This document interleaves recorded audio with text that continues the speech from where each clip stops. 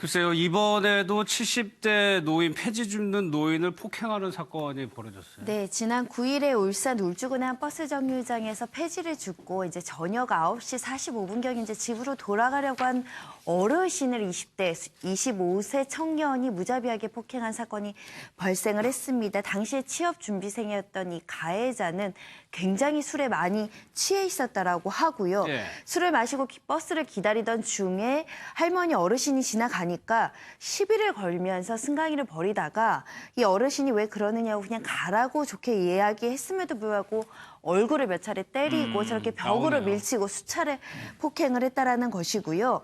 마침 지나가던 고교생, 울산 기술고등학교 공고라고 합니다. 이 학생들이 보고 말렸는데도 이 말리는 학생들한테 다짜고짜 멱살도 잡고요. 욕설도 하고 하면서 같이 여러 가지 난동행위를 이어갔다라고 하는데 나중에 경찰이 이제 신고를 받고 출동했는데도 경찰들한테도 이제 시비를 걸면서 난동을 부렸습니다. 이 할머니의 상태가 어떤지 아들의 인터뷰가 있습니다. 한번 좀 들어보겠습니다.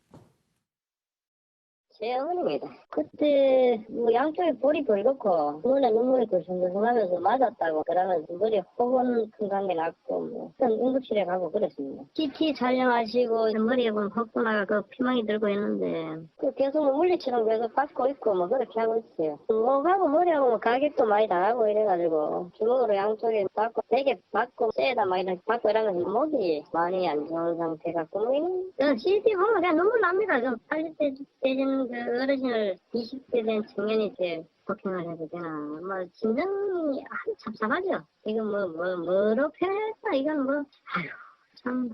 이게 가슴이 찢어지지요. 내가 옆에서 봐도 찢어지는데. 그래요. 그거 보면은 이거 생각나면 그냥 눈물 날라 해요. 지금도 젊은 애들이 왜 세상을 이렇게 살아가나.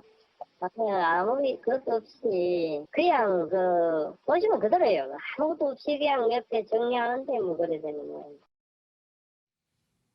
유 대표 아들 입장에서 노모가 이렇게 밤늦게까지 폐지되면 마음이 뭐 당연히 찢어지겠죠. 그렇죠.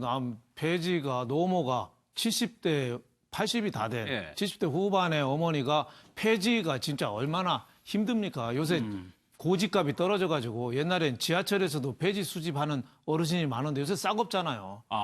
가격이 안 돼요. 요새는 종이값이 워낙 떨어져서 잘 안 되는데 그거나마 해서 그 하루에 열심히 해야 하루에 몇천 원 법니다. 잘해야 하루는 5천 원이나 10,000원도 못 벌어요. 그걸 요새 같은 궂은 날씨에 하는데 그거를 젊은 20대한테 두드려 맞고 오는 그 아들의 마음은 좀 오죽하겠어요. 그런 면에서 참 가슴이 아프고 취준생이라는데 20대가 취업 준비생이 술을 먹고 했다는데 어떻게 보면 약자한테 자기도 약자인데 약자한테 그 가해라고 보복도 아니죠. 일방적인 그거니까. 그러니까 이스라엘 유대인들이 왜 사람 보는 게 세 가지 기준이 있다잖아요. 컵, 지갑, 분노. 컵이 술 먹고 태도. 그다음에 지갑 돈 쓰는 거 보고. 그다음에 분노. 화가 났을 때 어떻게 하나. 그걸 컵, 지갑, 분노 세 개를 보면 그 사람이 인성을 할 수 있다고 하거든요. 그러니까 술 먹고 저렇게 이유 없이 분노를 터뜨린 거 저런 거는 뭐 엄벌에 처해야 된다 이렇게 생각합니다. 박 변호사님, 그런데 저 취준생이라는 사람은 왜 그랬다는 거예요, 도대체?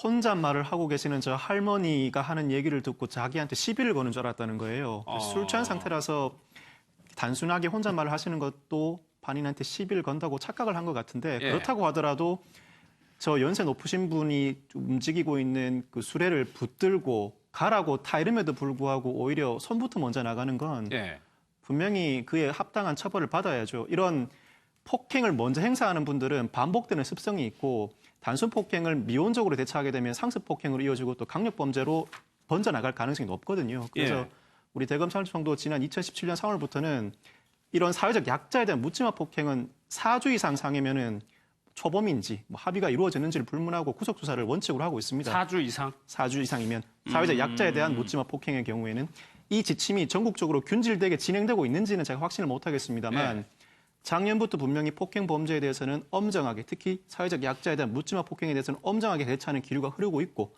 특히 이번 사건, 그동안의 일련의 사건을 통해서 사회적 공분을 일으키는 유사 사례들이 많았기 때문에 그에 합당한 처벌은 이번 사건에도 충분히 이루어질 것이라 예상을 하고 있습니다. 근데 경찰 대응이 좀 논란이 되는 거는 박 변호사, 여기서 11일 만에 CCTV를 확인했다. 굳이 CCTV를 확인해 볼 만한 사건이 아니었을까요, 저거는?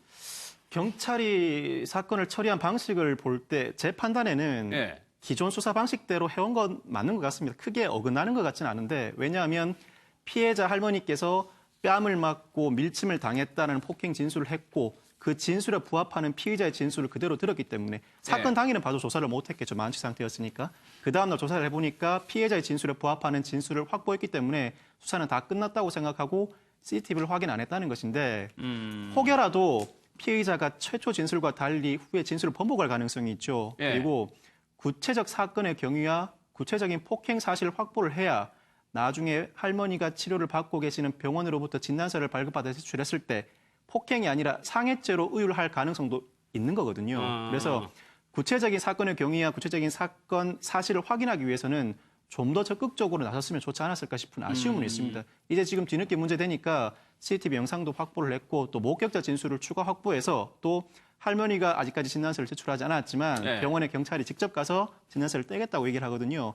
재반 사정들, 재반 자료들을 고려해서 폭행이 아니라 상해죄로 의율하겠다는 계획을 다소 뒤늦게 밝힌 건 아닌가 싶은 아쉬운 감은 좀 있습니다. 근데 손정혜 변호사, 이 사건이 만약에 지나가던 고교생들이 신고를 안 했으면은 폭행이 더 심해질 수도 있는 사건이었거든요. 네, 그렇습니다. 현장에서 왜 경찰이 현행범으로 체포하지 않았느냐 예. 그 부분도 이제 문제를 지적하는 사람들이 있습니다. 왜냐하면 우리가 강서구 PC방 살인 사건에서도 경찰이 분노한 가해자를 그대로 돌려보내서 다시 흉기 들고 나타나서 술에 취한 사람을 그 현장에서 적절한 조치 없이 이렇게 돌려보내는 형식으로 폭행 사건을 마무리하다가 혹여라도 술 취해서 다른 사람에게 분노 범죄를 저지를 수도 있고 그러다 보니 조금 부실한 수사, 부실한 사후 처리가 있었다.